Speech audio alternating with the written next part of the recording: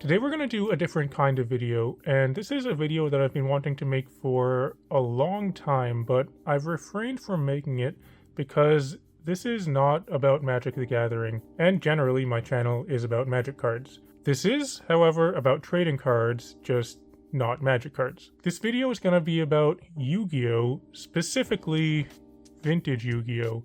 So if you go back to some of the very early videos on my channel, you will find a decent amount of Yu-Gi-Oh! Videos that was in around 2020, 2021, when I was buying a lot of vintage Yu-Gi-Oh! Cards. That's because when I was a kid, I used to play and I was feeling nostalgic back then and wanted to kind of recreate the collection that I used to have when I was a kid. And I did actually complete that collection, so what we have here is what I think to most people would be the most interesting piece of that collection.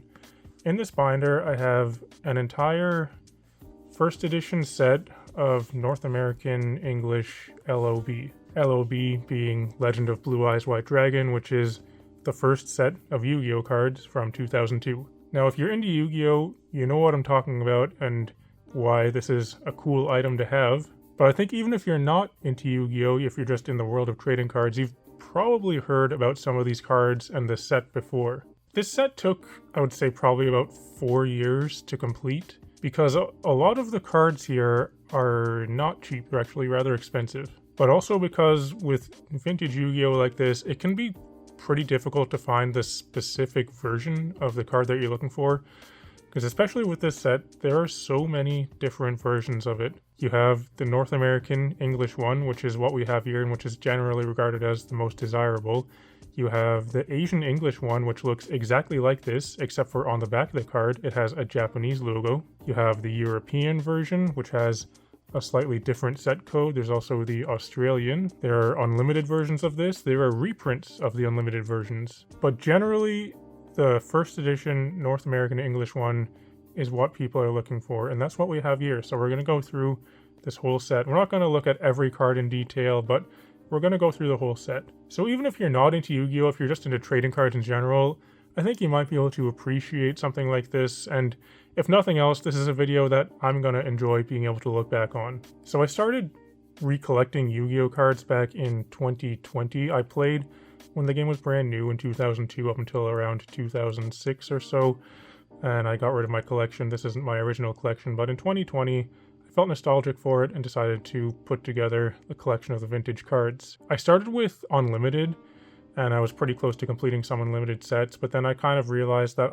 I would prefer to have the first edition ones, so in 2020, I started putting this set together, and I finished it just last year, I believe. And when we get to the last card that was required to complete it, it's probably not one that you might have expected. It's not a super rare one or anything, but for whatever reason, that one was hard for me to find. So this is organized by collector's number here. So with Yu-Gi-Oh! Cards, most of the sets, they'll have a secret rare card starting at number 000, which is this one right here in LOB, the Tri-Horned Dragon. And this one, so in terms of the condition for these cards, most of them are quite good, I think.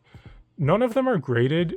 I'm not a fan of graded cards. I like to have the cards like this. I understand that there's an appeal for graded cards. It's just not my thing. I have no desire to get any of these graded.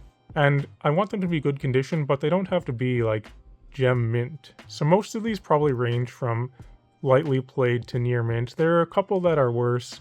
One of them being this. This is actually probably the worst condition card that's in this set. But it looks pretty good here, right? Like, especially from the front. That looks pretty good to me. When we flip it over, though, you'll see it's a bit of a different story. So on the Tri-Horned Dragon here, number 000 from LOB. So a lot of the cards from the set, they really suck, but they're rare, and people like them for nostalgia. You know, they're good for collector's items. Nobody's really going to be playing a Tri-Horned Dragon. So we have this one here. On the back, you can see it's definitely got some play there. This one, I believe, I bought from Dolly's Cards in Toronto, or around the Toronto area. I'm pretty sure I overpaid for this, but I wanted it to complete the collection. That was one of the only ones that I could find at the time. This was a few years ago, and I was happy with it then. You know what? I'm happy with it now still. It completes the collection. We have the Trihorn Dragon here. I think it's a very cool card. For most of them, you'll see I just have them in a perfect fit here, and then in a penny sleeve as well, just in the binder. I feel like that's protected enough for me. Moving on to the next one though, this is the big dog, the one that, you know, embodies Yu-Gi-Oh! Basically. It's the Blue Eyes White Dragon, specifically the LOB first edition Blue Eyes White Dragon. This is the most expensive card in the set, and it's the one that I paid the most for. I got this one from 401 Games a couple of years ago. It's in quite good condition. So this one, it was listed as damaged. However, for me, this is pretty much ideal because I don't want to pay a premium for a gem mint card. But this looks pretty good to me. You'll see this is basically the only defect with it. Is this actually the wavy one? So in LOB, there are some wavy cards in here. There are a couple of different versions of the foiling, where the most desirable one tends to be the wavy one, where you have some waves in here on the foiling, and then you also have a glossy version. But on the back, you'll see there is a small crease right there. So yes, it is technically damaged. It should be listed as damaged, but it's in pretty good shape otherwise, you know. It's got some surface issues, but the corners are nice and crispy.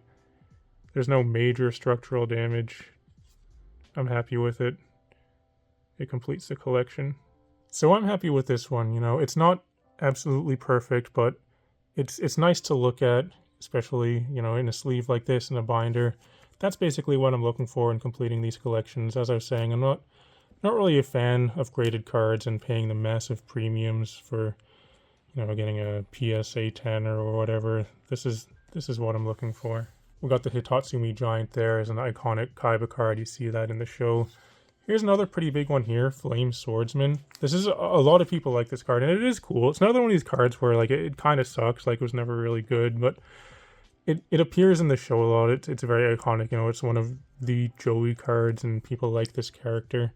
So it tends to be a rather expensive one for being just a super rare.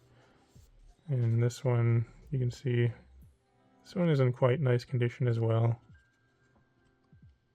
Once again, not absolutely perfect. You see a little defect there, but this is good enough for me. I think this one even is the wavy version as well too, right? Any of you that are particularly into Yu-Gi-Oh, you know what I'm talking about. Maybe it's harder to tell on camera here, but it looks pretty wavy to me. Skull Servant, a bit of a meme card. It's cool though. But Dark Magician though, you know, next after Blue Eyes White Dragon, the next desirable one tends to be Dark Magician. It'd be either, number 2 would be either Dark Magician or Red Eyes Black Dragon, I think, but it's probably Dark Magician. So this is another rather expensive card. You can see this one I got from Face to Face Games. It doesn't say on there, but this is their label that they tend to use. I got this one not that long ago. I would say probably less than 2 years ago. This one is in pretty good shape though. This one is definitely the glossy version. You can say it's not wavy at all there. There's a little defect there on the back. It's quite nice on the back as well though. So this one, yeah, this one seems to be in quite nice condition. Both Dark Magician and Blue Eyes.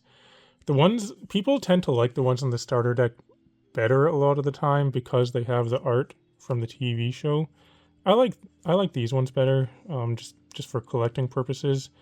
I think the art on this one is actually I like this art better than the other Blue Eyes, but you know, both of them are pretty cool, and especially in first edition, even the starter deck ones they're pretty hard to find and expensive as well. Here's another.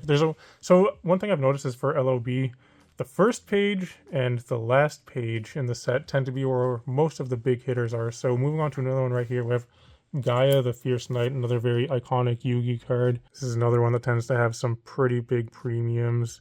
Now I was talking about the different versions of LOB before, or a lot of vintage cards in Yu-Gi-Oh! Is, you know, you want the North American English version. The way you can tell is obviously first edition, but also by the set code here. This is the set code you're looking for, which is just LOB dash the number. If it was the European one, it would be LOB-E, then the number, or Australian would be LOB-A, then the number. But then also on the back, this is the regular logo that you're looking for. For the Asian English one, it looks exactly like this, but on the back, it doesn't have the English Yu-Gi-Oh there, it's just the Japanese logo. This one also was from Face-to-Face Games. It was listed as played, but it seems like it's in pretty nice condition to me. And then we have the Celtic Guardian there. It's another very iconic Yu-Gi card. People really like this as super rare as well. There's this one, there's Celtic Guardian, Flame Swordsman, and Mystical Elf. Those are kind of the three big super rare cards from the LOB set, I think. You can see also this one, it's in nice condition. As I was saying before, the worst condition card in the set here is going to be the Tri-Horn Dragon. The rest are going to be pretty decent. Basic insect there. It's a common. It's cool, but you know, we're not going to talk too much about a basic insect. So moving past the first page with a lot of the big hitters, there's mostly a bunch of commons here. Some of the commons in LOB in first edition are pretty expensive, actually. It tends to be the magic cards, though. Back then they were magic cards, not spell cards. There are a couple interesting ones, though, in particular this one right here, Trial of Hell.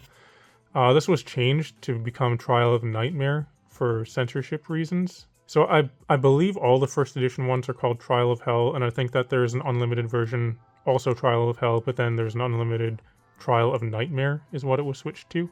We got the Silver Fang here, and that's another Yugi card that you would see in the show occasionally. Here's the first rare that we've come upon. This one is Cherubin, the Fire Knight. In LOB, a lot of the rares were pretty bad. You would have things like this where it's just like a random fusion monster. There's a few here. There's this guy. There's the Dark Fire Dragon and the Fusionist, where these would never be good cards to play, but sometimes they appear in the TV show and people like them for that.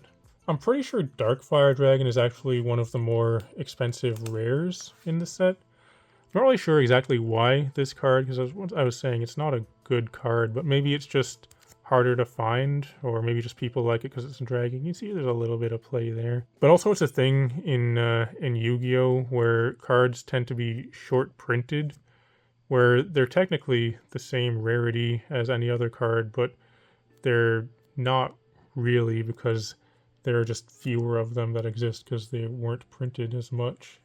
I'm not sure if that's the case for something like Dark Fire Dragon, maybe not, but I'm pretty sure that's one of the more comparatively expensive rares from the set. Even then, it's currently anyway, still, it's not like a huge card. But I imagine in first edition, you're probably looking at minimum like $20, $30, something like that. Moving on to the next page. There's a couple of interesting things here. Here's one that sticks out to me because this was actually a pretty good card back in the day. You know, but when the game was new, this was basically all that you had to play with. There was this and the starter decks. And for a while, this card was actually quite good simply because it has 2,000 defense points for just 4 stars. So you could just play this card. You didn't need to make a tribute to play it or anything. So this could be a wall that could just block almost anything. This was a pretty good card. I remember playing this quite a lot, so this one sticks out to me. And this, I believe it also came in one of the starter decks, I think. Or maybe it was one of the starter decks later on. I think it was the SDJ one. But I have some memories associated with this card. You know, for me, it's probably the same story for a lot of people back then, where I was a kid and I saw the TV show. I thought it was cool. I liked it. So then after seeing the show for a bit, I saw that there were actual cards that you could buy. I just saw them appear in the game store that I went to one day, and I was pretty much hooked right from then. So I started playing the game as soon as it was a thing, but that only lasted for like 4 or 5 years. And then probably the same story for a lot of people, I think, because I played when I was a kid but kind of grew out of it, sold off my collection. So it's cool to be able to recollect it and look at these kinds of things from a nostalgic perspective. There's Flame Ghost here, another rare, which is a really bad card, but it's a rare first edition LOB card. Here you have mostly just a bunch of the normal monsters that are kind of unplayable. Here we're getting to some of the more expensive commons I was talking to earlier, the magic card ones. You'll see here where it says magic card. That was later on changed to be spell card, so in later reprints this says spell card rather than magic card. This card in particular, though, so this is the one I was talking about earlier, where this is the final card that I needed to complete this collection. It's just a common, but for whatever reason, it took me so long to find specifically this version of this card in at least decent condition. I think it's probably This one might even be near mint, but I'm pretty sure I ordered this 2 or 3 times, and I got sent the wrong version of the card. That happens sometimes with Yu-Gi-Oh! Where they'll send me, you know, it's a first edition LOB card, but it's not specifically this version that I was looking for, but they would send me the wrong one. And finally, I was able to get this legendary sword, and this is what completed the first edition LOB collection. It is a somewhat expensive card for a common anyway. Like I believe that legendary sword in near mint condition, you're probably looking at around currently maybe like $20 or something like that. And that's kind of similar for some of these other Magic cards here. There's one here which has a couple different variants, even in first edition, where there's I think it's a misprint is what it would be classified as, but there's one where this feather here is missing from the art in Book of Secret Arts. I don't have that version, but this is, I'm pretty sure this is just the regular version. Most of these cards do kind of the same thing. They're part of a cycle of equip Magic cards for different types of monsters that existed in this set. And most of them are not that good. There's a few pretty important cards on these pages, actually. Here we have another rare in Dragon Capture Jar. This is one which appeared in the SDY, the starter deck Yugi, as a common, but in LOB it's a rare. And you also have a cycle of the field Magic cards here for a few different, I guess, attributes of monsters. So with these LOB cards and with a lot of vintage cards, I've been saying how a lot of them sucked a lot. That's the opposite for these two cards right here. In today's meta, that is probably different. Like, I don't play Yu-Gi-Oh! Now, but from my understanding, they're not overpowered anymore. But for the longest time, these were insanely powerful cards, and they were either banned or restricted for a long time. They were ultra staples. I played both of these cards many times in playing in events back in the day, but we have both Dark Hole and Raigeki. They do very similar things. You know, Dark Hole destroys all monsters. Raigeki just destroys your opponent's monsters. So these tend to be pretty desirable, sought after cards in the first edition version when people are looking to collect old Yu-Gi-Oh! You can tell this one also came from face-to-face games if you buy from them, because this is how they mark some of their cards. I believe that means that it's not near mint, but it's in pretty good condition. Same with the Dark Hole. I think that was in pretty nice condition as well. So those are a couple of very powerful and iconic super rare cards. These ones, they kind of suck. They're mostly cool for nostalgia, but these cards were never really that good. Fisher was good though. That was a good removal spell back in the day. And same with Trap Hole. I played both of these cards quite a lot as well. There aren't a whole lot of trap cards in the LOB set, and I think Trap Hole is the only super rare. I don't think there's even an ultra rare or super rare one, so there's this Trap Hole that's super rare, but this was a really good card, you know, back in the day, and it's just a solid removal spell. So it's a cool one. It's one that people have memories attached to because they probably played it a lot as well, so it does have a bit of a price tag on it. We have a polymerization here. This one appeared in the TV show quite a lot, so some people this is their favorite card, I think. This one does have a fan base to it here, polymerization. Looks like this one is probably lightly played, but once again, it's pretty good shape. Got the remove trap here, which, you know, back then it was pretty much unplayable because there were barely any trap cards that existed to remove. It's also two-pronged attack for if you wanted to 3-for-1 yourself to remove a creature, you could do it with that. Here's another one of the big super rares though, the Mystical Elf. A lot of people tend to like this card, and this is another one one of those cards which was actually pretty good back when this was new, because once again, it's one of those 4-star monsters that has 2000 defense, so those were pretty good stats back then. And apparently this one is supposed to be near mint. Usually when I would get these cards, I would just leave them in the penny sleeve in which they came in. Like, sometimes it has a bit of information on it that I can look back on.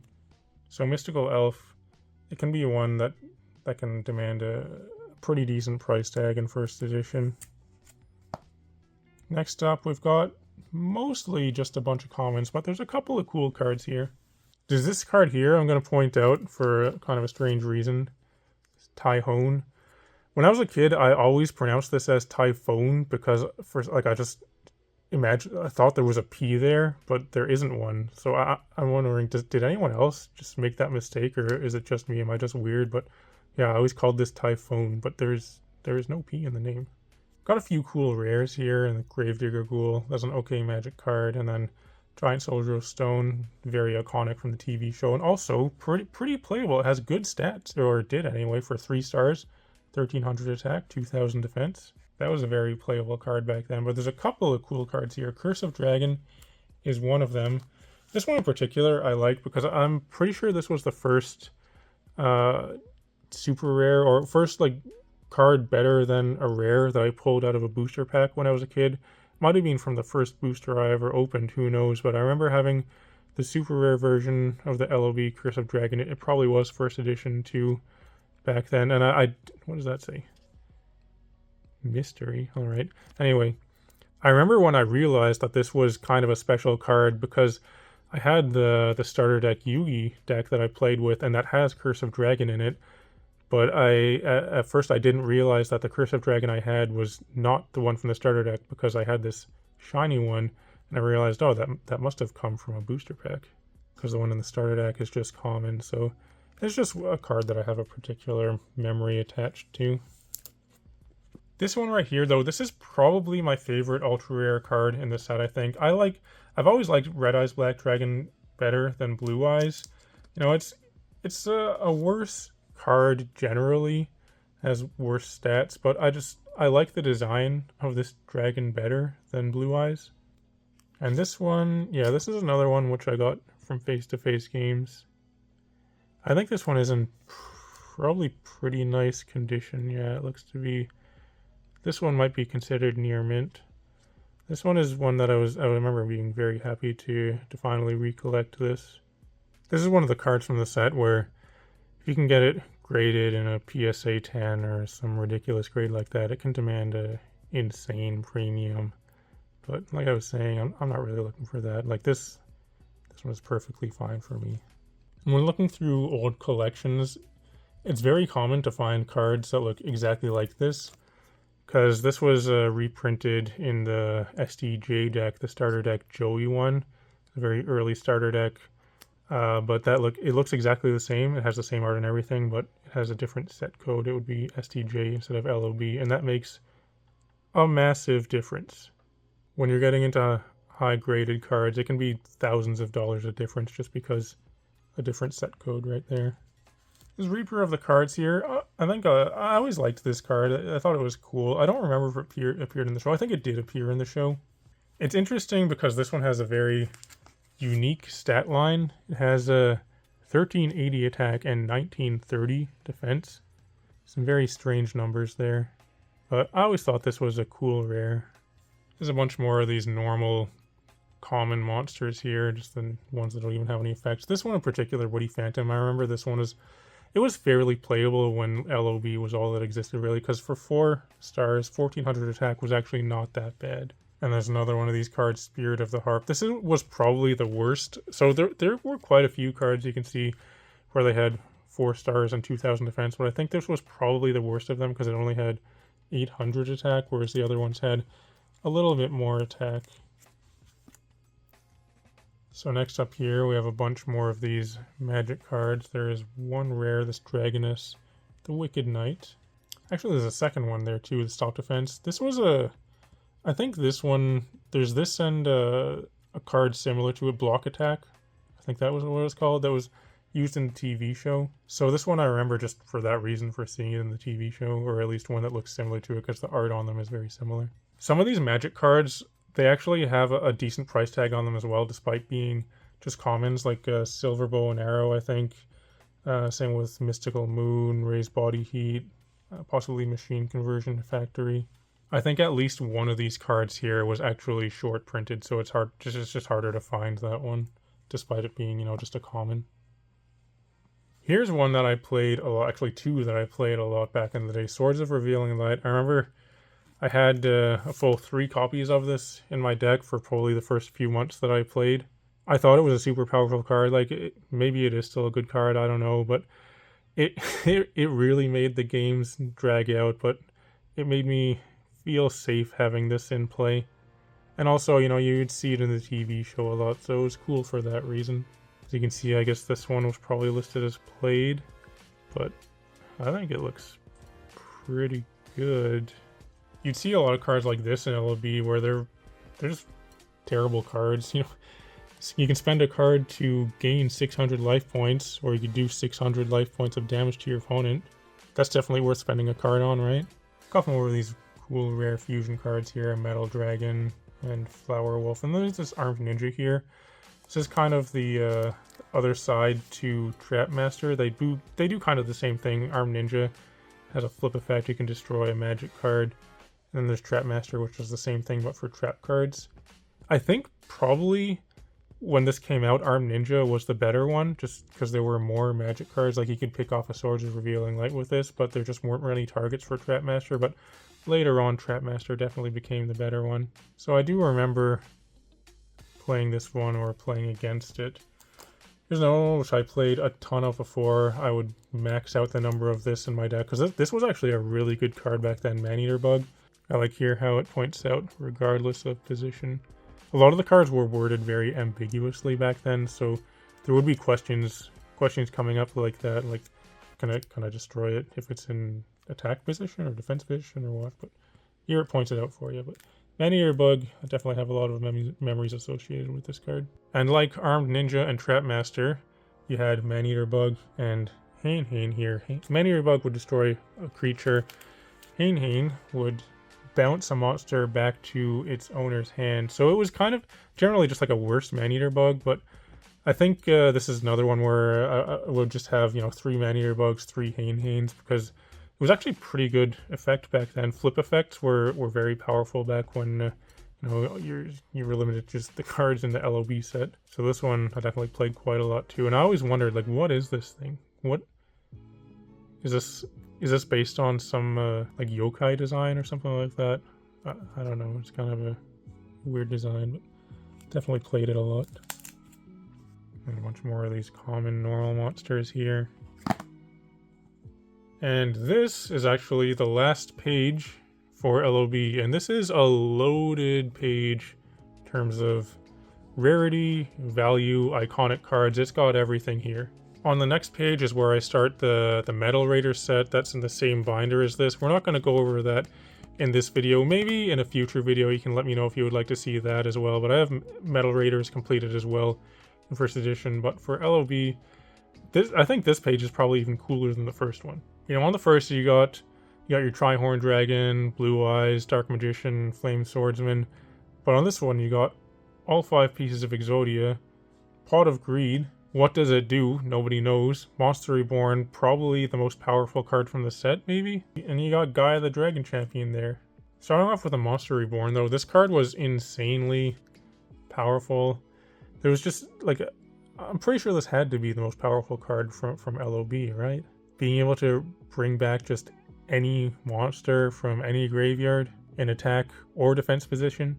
Back in the day, this was limited to 1 for good reason. I don't remember, it might have even just been straight up banned at some point, but it was most of the time that I played, I remember for tournaments this was limited to 1 per deck. We also got 5 pieces of Exodia here. I have them displayed by collector number, so they go like this. A lot of people I see when they put it in the binder, they'll display it with the head here, then the arms and the legs, but it's not how it's numbered. But probably my favorite deck that I played back in the day, I played a lot of different kinds of decks and archetypes. I think probably my favorite one is an Exodia deck. I played it in tournaments, and it was quite good. It was a good deck, actually. So I do have kind of an affinity for these Exodia pieces here. A couple years ago, I actually went to an in-person GOAT format tournament at a local game store here. That's the only Yu-Gi-Oh event that I've been to since, I think, 2006 or maybe 2005, I don't know. But I saw they were playing a GOAT format tournament, so I put together an Exodia deck to go play it. I didn't do very well, but I did win at least 1, maybe even 2 games. So that was cool, got the Exodia win. I think all of these are probably in pretty decent condition. We'll take a look at the Exodia head here. I mean, this is, it's kind of the main piece. I don't know if this one is near mint. Probably not. I would say that's probably lightly played, but once again, it's pretty good. This is definitely good enough for me. Actually, I remember now the first Exodia deck that I made it when the limited, I don't know what's called, the restricted list or whatever, it was definitely not as fleshed out as it could have been. So I believe it was before Pot of Greed was even limited. So you'd be able to just churn through your decks with Pot of Greeds and Graceful Charities, and it was actually very easy to get the Yugioh in. But then they limited those to one per deck, and it was significantly harder, but still doable. So we got all 5 pieces there, and then the second secret rare of the set, Gaia, the Dragon Champion. This card is pretty cool. It's one that combines, I think, a lot of people's favorite monsters. It's, you know, a lot of people like Gaia, a lot of people like Curse of Dragon. Well, put them together and you got Gaia, the Dragon Champion. I'm not sure if I ever played this card in a deck, but I definitely appreciated it for, you know, just because I watched the TV show, I liked the character, so it was always a cool card to have, and it's still a cool card to have now. So with Mr. Gaia here, that is the last card in the LOB set. So like I was saying at the start of the video, this is a video that I've wanted to make for a long time, just because I want to have a video where I just look at these cards and talk about them, and I can go back and watch this video, but it's not about Magic cards, so I'm not sure how many of my viewers are really going to appreciate something like this, but I feel like there's a decent number of you that still will. And I was saying here we have the full first edition Metal Raiders set. I did actually put together a full first edition set of the first 11 sets, because that's I collected sets when I was a kid, and I wanted to recollect the collection that I had when I was a kid. So I played from LOB through Ancient Sanctuary AST. That was the last set that I played. So I wanted to recollect those, and that's what I did. I recollected the first 11 sets all in first edition. So I could make a video for each one of those sets, but I'm not sure how much demand there is to see something like that. It's something that we could talk about in the future. But I enjoyed going through this binder and taking a look at these cards. I hope some of you enjoyed it as well. I'd be interested to read your comments, see if you have any stories about Yu-Gi-Oh! And some vintage cards and cards that you played back in the day. Or maybe there are even some of you that play Yu-Gi-Oh! Now. So let me know what you think in the comments below. But otherwise though, thanks for watching. If you're still watching, it'd be cool if you can like and subscribe and all that kind of stuff. Everyone should definitely come join my Discord server. I do have a Discord server. You can find that linked in the video description below. And I'd also just like to take a moment to thank all the patrons that support me on Patreon. But otherwise though, thanks for watching, and I'll talk to you later.